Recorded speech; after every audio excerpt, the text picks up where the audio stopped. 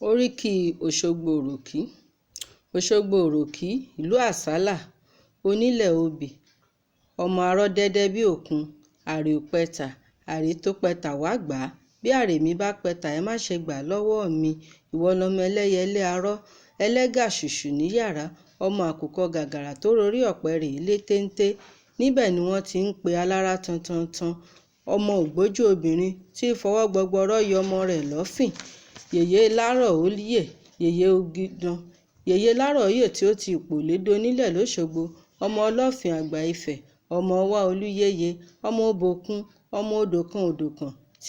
tí wọ́n ń pè lọ́ṣùn, ọmọ atẹ́nígbọlá olódò ọdẹ, ọmọ ọ̀ṣun torí èjìgbàlà ìlẹ̀kẹ̀, ó bá wọn lọ́rùn gígùn, ó torí idẹ wẹ́rẹ́, ó bá wọn lápá gbọgbọrọ, ó bá wu àgbà ìjẹ̀ṣà, àásán aṣọ sí bẹ̀bẹ̀rẹ́ ìdí, ó bá wu mọ́rọ́ láhùn, àásán aṣọ sí gbọgbọlọ itan, ó bá wu àjọkẹ́ mi, àásán aṣọ sí gbọgbọlọ itan, Òṣogbo Òròkì tó ní lákọ̀ọ́kàn, òun ló ní òǹtótó, òun ló ní ọ̀kọ̀rọ̀kọ̀rọ̀, òun ló ní ogidan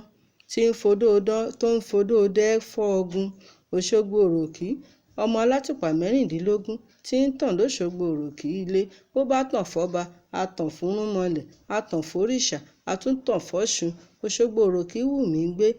kí n lọ rèé dágbàlá Ọ̀ṣun níbi tí wọ́n ti ń fodó dẹ́ fọ́ ọ̀gùn.